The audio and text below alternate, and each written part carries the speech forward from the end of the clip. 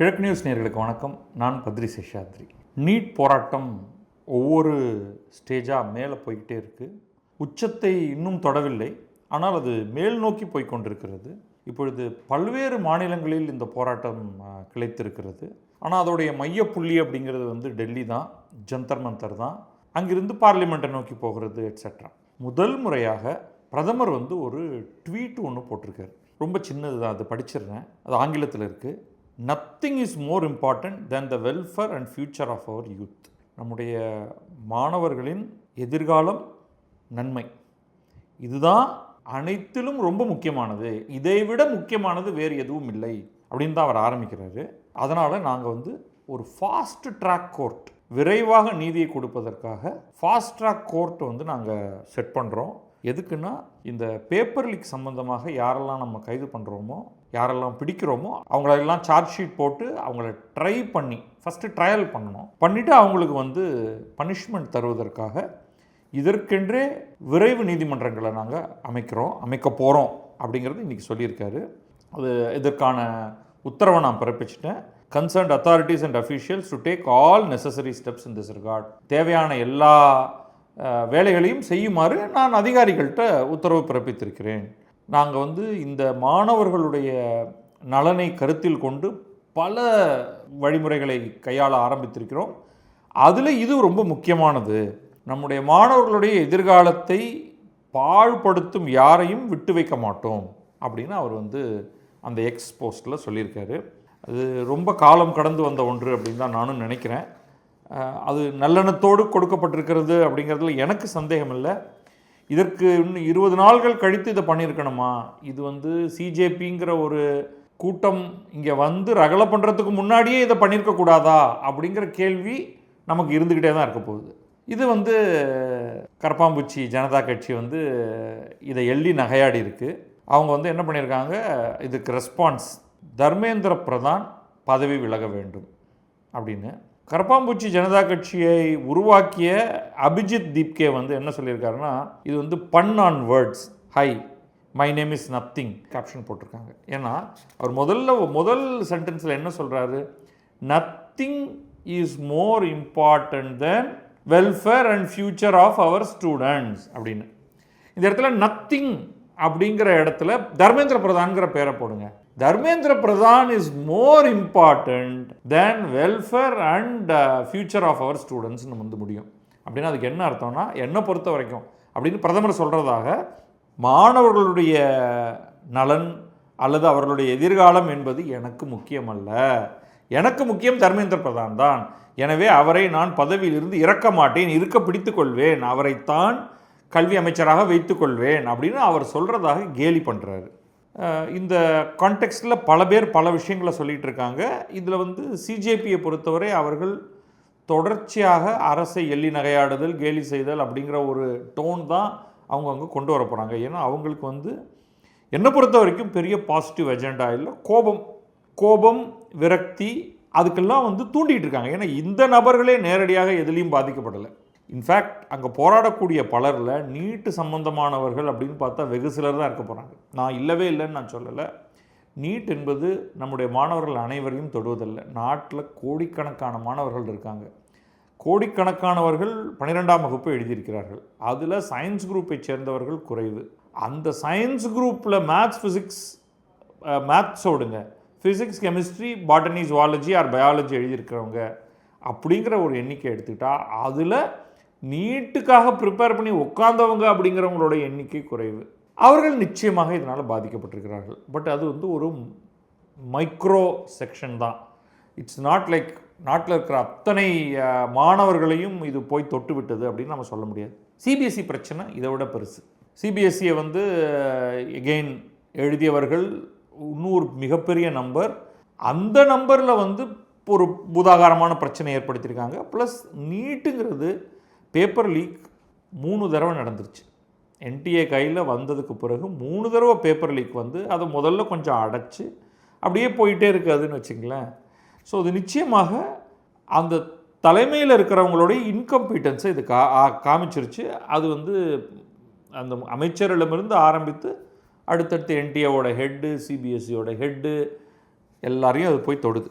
இதற்கிடையில் வந்து ராகுல் காந்தி ஒரு அருமையான ப்ரெசன்டேஷன் ஒன்று கொடுத்துருக்காரு.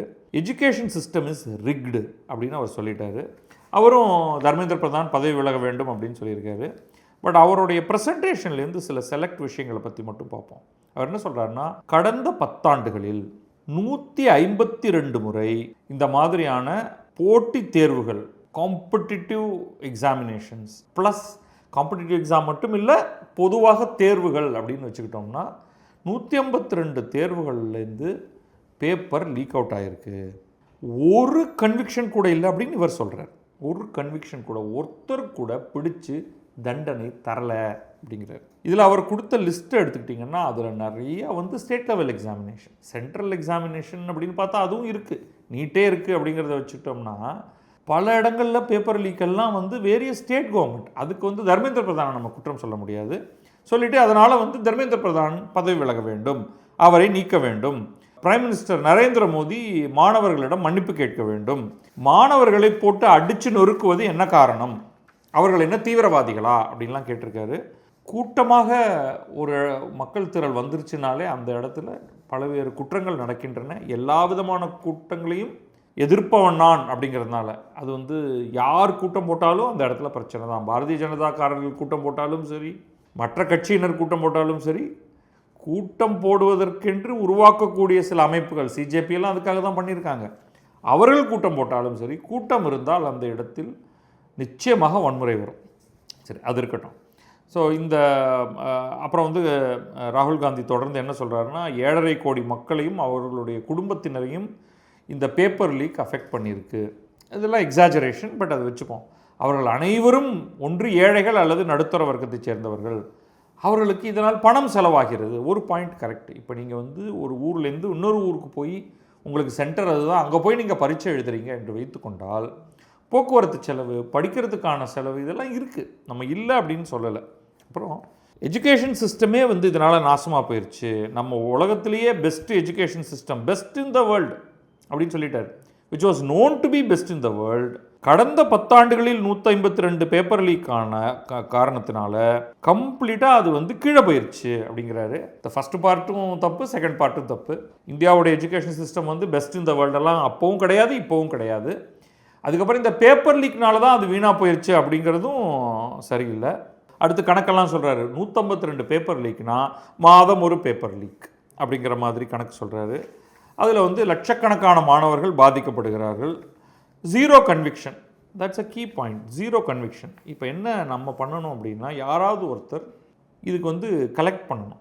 மாநிலங்கள், ஒவ்வொரு மாநிலத்துலையும் எவ்வளோ பேப்பர் லீக் வந்திருக்கு, எவ்வளோ பேர் அரெஸ்ட் பண்ணியிருக்காங்க, அங்கே யாருடைய ஆட்சி இருக்குது, யாருடைய ஆட்சி இருக்குங்கிறது எதுக்காகன்னா, ராகுல் காந்தி வேற, சிஜேபி அல்லது ஒரு மாணவர் தலைவர் வேற.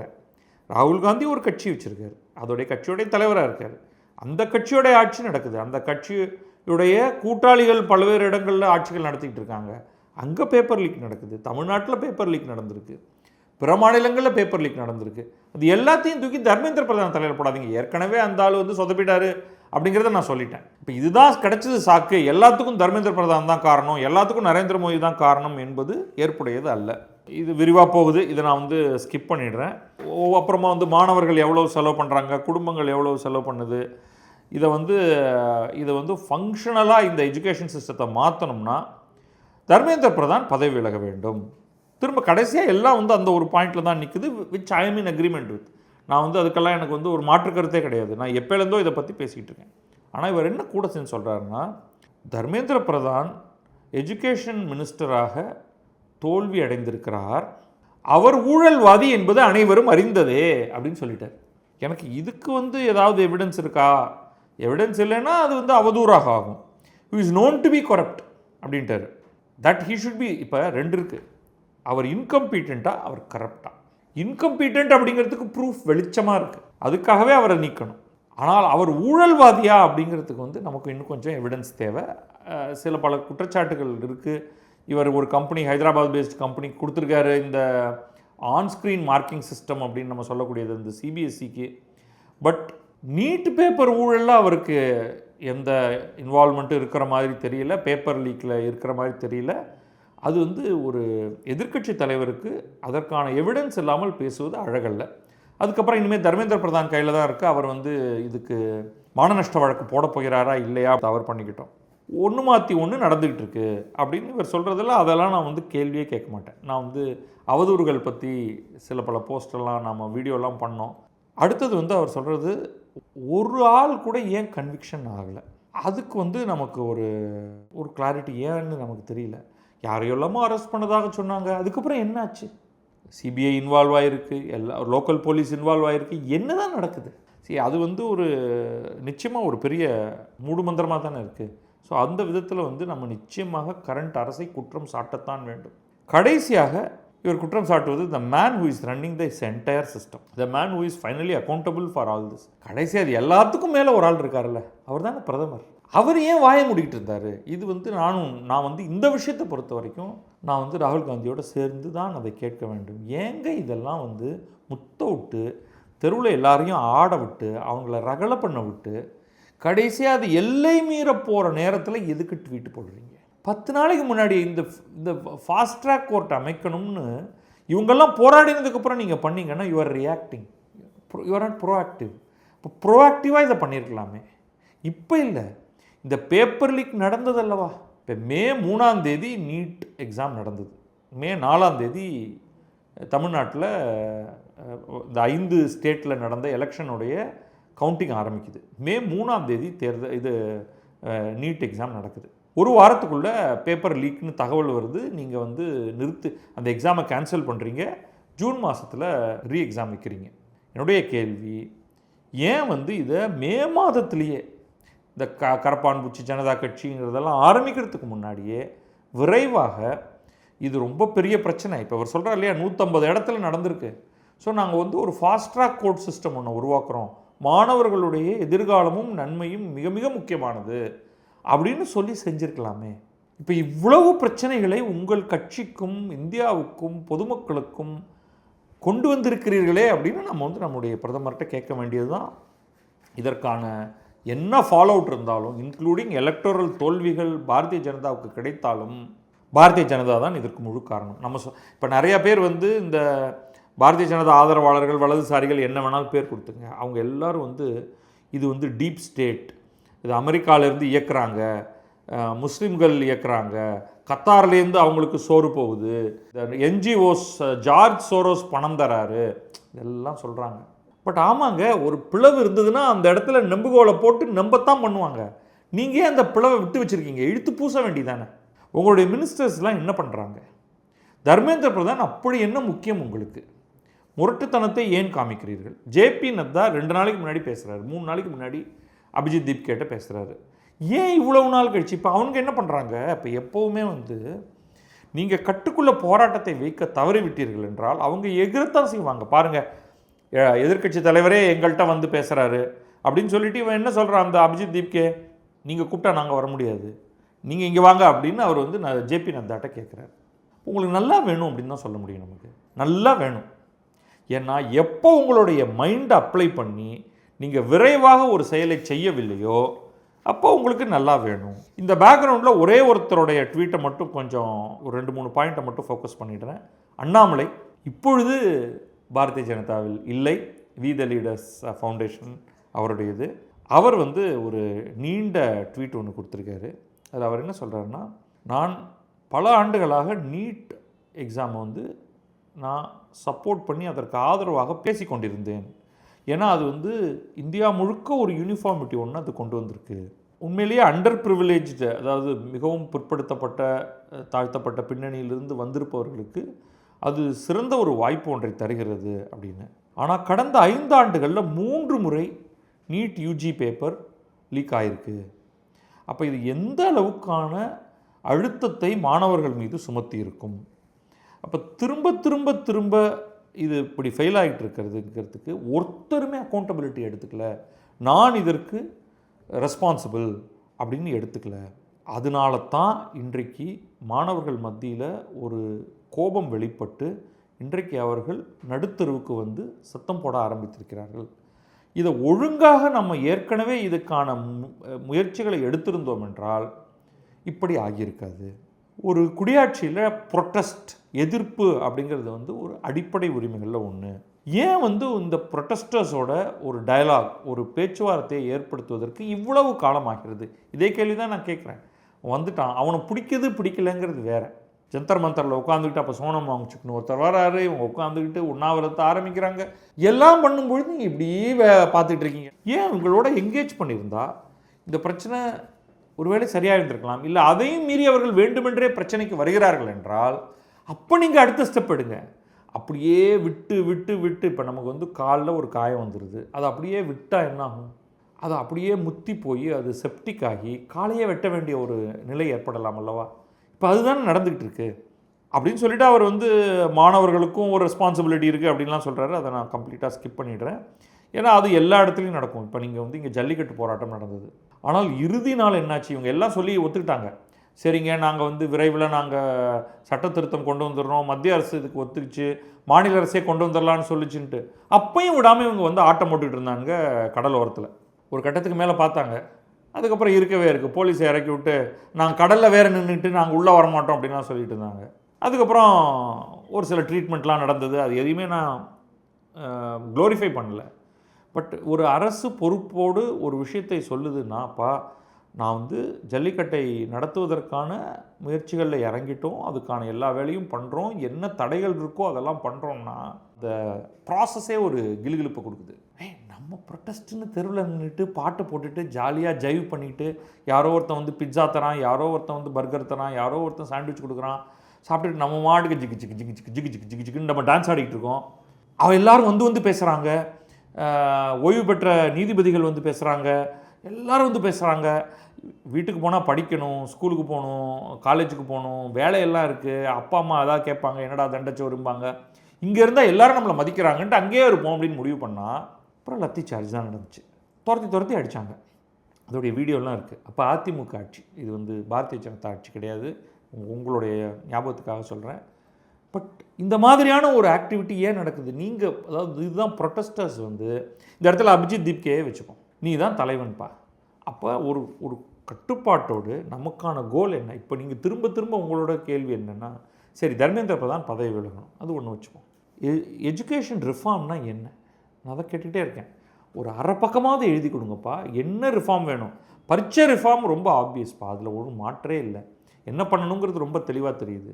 ரெஸ்பான்சிபிலிட்டி எடுத்துக்கோங்க, பேப்பரை லீக் அவுட் பண்ணவங்கள அரெஸ்ட் பண்ணுங்கள், அவங்களுக்கு தண்டனை வாங்கி கொடுங்க, கடுமையான தண்டனை வாங்கி கொடுங்க, வேணும்னா அதுக்குன்னு ஒரு சட்டம் கூட ஏற்றுங்க. எக்கச்சக்கமான மாணவர்களுடைய வாழ்க்கையில் விளையாடும் ஒரு காரணத்தினால் இது நார்மலி பார்த்திங்கன்னா பேப்பரை திருடினா, எக்ஸாம் பேப்பரை திருடினா, லீக் பண்ணா அப்படின்னா ஏதாவது ஒரு பிஎன்எஸ் செக்ஷன் 1 போட்டு 3 மாதம் அப்படின்னு போட்டிருப்பாங்க.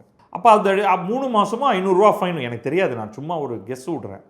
இல்லை அப்படி கிடையாது, 7லிருந்து 13 வருடம் உங்களுக்கு தண்டனை அப்படின்னு நீங்கள் மாற்றினீங்கன்னா யாருமே அதை மறுக்க போகிறதில்ல.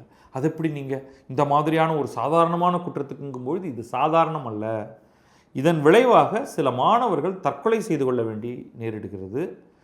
அரசுக்கு எண்ணற்ற பிரச்சனை வருகிறது, நிறைய பணம் செலவாகிறது, அவமானம் ஏற்படுகிறது. அதனால் இது வந்து கிட்டத்தட்ட தேச துரோக குற்றம். நான் ட்ரீசன், அரசை செடிஷன் அப்படின்லாம் நான் சொல்லலை, but close enough to that. கோடிக்கணக்கான மாணவர்களின் வாழ்க்கையை தொடுகிறது.